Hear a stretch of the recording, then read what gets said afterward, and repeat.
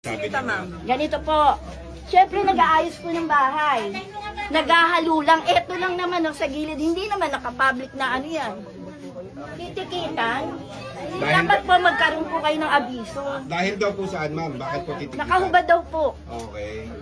Siyempre, maghahalo ka. Sa sobrang init ngayon. Kaya ito lang naman po yung bahay namin. Sino ang nakahubad? Johnny. Oh, Kasi simple nagkahalo mainit. Ma'am, ano pong binigay sa inyo? wala. Ayan, ticket po.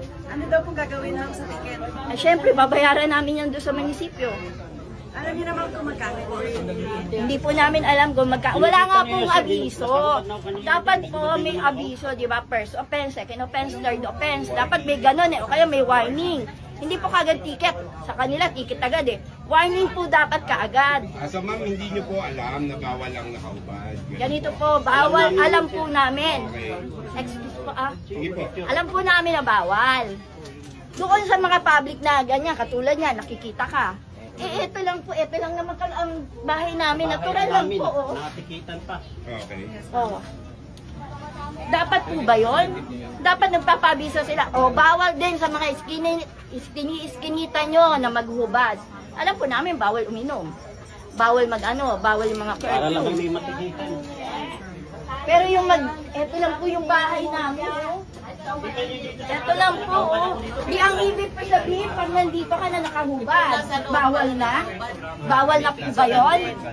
Pipicturean Diba? Kalalabas lang kaaano lang ng titikitan. Dapat po may abiso kayo. So, ma'am, kaya lang siya nakaubad kasi may ginagawa. Yes po! Opo. Ano po ba yung ginagawa niya? Ayan nga po, naghahalo. Nagkahalo diyang init. Naghahalo po.